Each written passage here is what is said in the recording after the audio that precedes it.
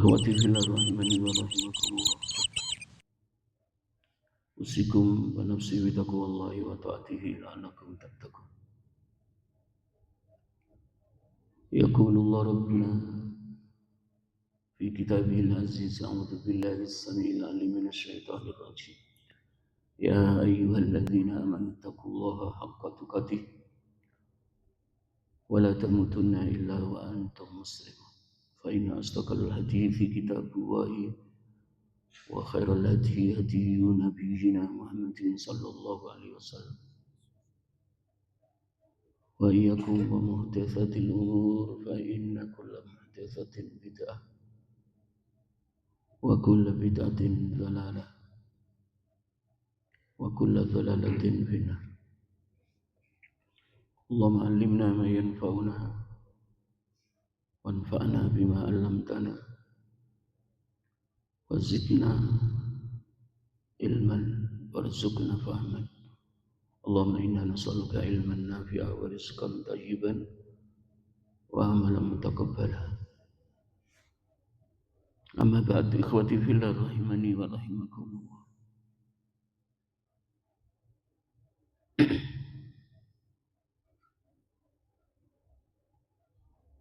Rasulullah sallallahu alaihi wasallam bersabda berkaitan dengan sifat hasud adalah pangkal permusuhan dalam kehidupan bermuamalah.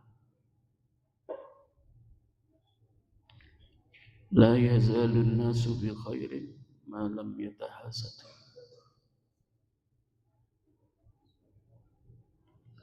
Manusia itu senantiasa berada dalam kebaikan dimanapun mereka berada, dalam hidup berkeluarga, dalam bertetangga, dalam bermasyarakat, berbangsa dan bernegara. Malam yatahasadu, selama mereka tidak saling mendengki. Ketika sifat dengki itu bersirang dari hati manusia, maka tidak akan ada permusuhan. Karena masing-masing ikhlas menjalani takdirnya. Ketika melihat Allah tetapkan takdir baik kepada saudaranya, dia ikut gembira, tidak sakit hati. Maka tidak akan ada pertikaian, tidak akan ada permusuhan, bahkan saling membunuh. Sebagaimana hasudnya Qabil terhadap adik kandungnya sendiri. Hasud tingkat tinggi. Ketika sampai pada puncaknya, jangankan orang lain, saudara kandung sendiri dibunuh. Maka sifat hasud pertama kali ada di dalam hati hamba Allah adalah Qabil yang pertama kali memilikinya. Kalau kesombongan yang pertama kali makhluk ciptaan Allah itu melakukannya adalah iblis. Dengan kesombongan, sifat takabur yang ada di dalam hatinya, maka imannya lepas. Karena al-kibru itu tidak akan bisa bersatu dengan iman. Seperti imannya iblis pertama kali kepada Allah luar biasa. Tapi ketika sifat takabur sombong memenuhi dirinya, maka berani menolak perintah Allah Subhanahu wa taala. Diperintahkan sujud kepada Nabi Adam, membangkang. Aba wastakbara wa kana minal kafirin. Kesombongan yang membuahkan perbuatan bangkang yang dilakukan oleh iblis maka menjadikan dirinya masuk dalam golongan hamba Allah yang kafir. Demikian juga sifat hasud yang memenuhi dada Qabil sampai tega membunuh sang adik Habil. Termasuk dosa yang pertama di antara 3 dosa, al-hirsu, yang ada di dalam hatinya ayahanda Adam. Sudah dipersilakan menikmati seluruh nikmat surga, hanya satu syajarah yang tidak boleh didekati.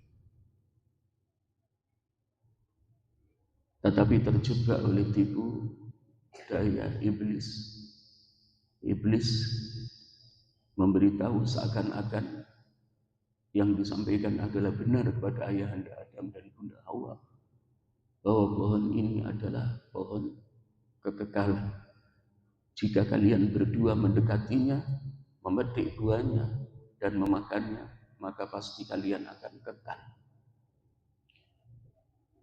Sehingga ayahanda Adam alaihissalam lupa firman Allah yang melarang dirinya dan istrinya Bunda Hawa, wala taqrabu hadhihi syajarata fatakuna minadz zalimin. Lupa dengan larangan Allah. Tidak hanya mendekat pohon yang dilarang oleh Allah untuk didekati, malah dipetik buahnya, dimakan. Maka saat itu seluruh pakaian indah yang ia kenakan, yang dikenakan oleh ayahanda Adam dan Bunda Hawa, lepas dan menjadi sebab diusir keluar dari surga. Ikhwati fillah rahimani wa rahimakumullah, kembali kepada hadis Rasulullah SAW. Selama kita sebagai hamba Allah tidak ada hasud di dalam hati kita, maka tidak akan ada permusuhan. Hasud itu menjadi sebab adanya kebencian di dalam hati. Ketika sudah sampai puncak,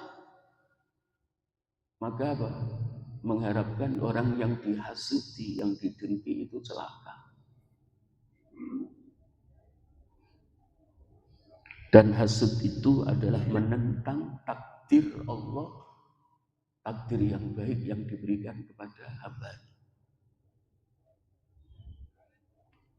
Maka Al-Allamah Ibnu Utsaimin rahimahullah ta'ala dalam surah Riyadhus Shalihin jilid 6 halaman 248, al-hasadu fihi i'tirabun ala qada'illahi wa qadri.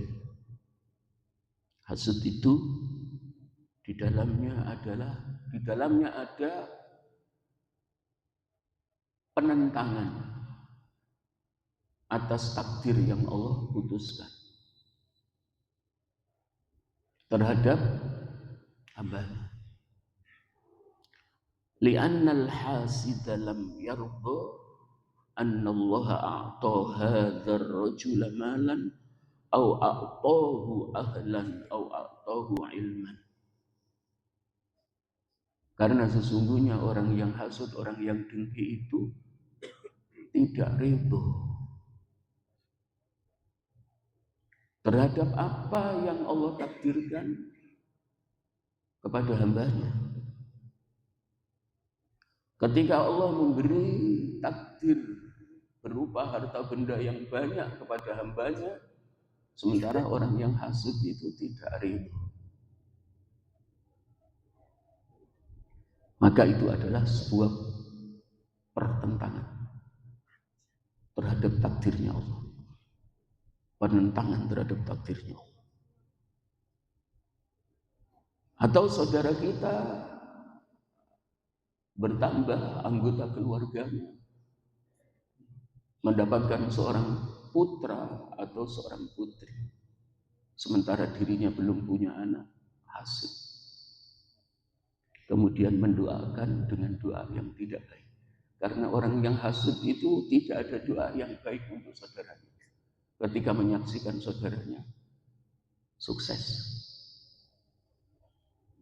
maka menunjukkan bahwa dirinya termasuk orang munafik.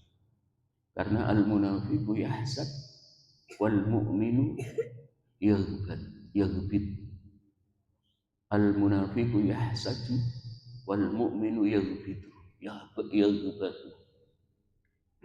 Orang munafik itu ciri-cirinya adalah memiliki sifat dengki di dalam hatinya. Orang mukmin itu memiliki sifat ghibtah.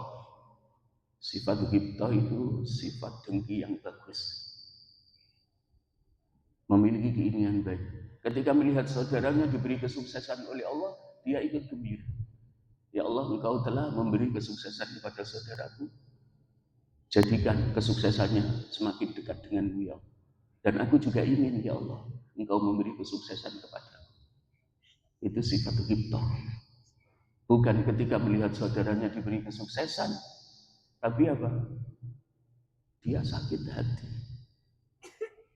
dengki. Terus mendoakan dengan doa yang buruk. Jadi seorang mukmin itu memiliki keinginan ketika melihat takdir baik diberikan kepada saudaranya. Ya Allah, saudaraku itu hafal Quran, ya Allah, hamba juga ingin ya Allah, seperti dia. Saudaraku, ya Allah, Engkau beri rezeki yang melimpah ruah, dia suka berinfak, ya Allah. Maka dengan harta benda yang melimpah yang Kau berikan kepadanya, berkahi ya Allah, dan jadikan semakin dekat dengan hamba juga ingin ya Allah. Itu disebut sifat kita. Mudah-mudahan yang memenuhi hati kita adalah sifat kita. Allah buang sifat hasad di dalam hati kita. Barakallahu fikum wallahu a'lam bissawab. Aqulu qawli hadza wa astaghfirullahaladzim li wa lakum wa li sairil muslimin min kulli dhanbin innahu wal ghafurur rahim.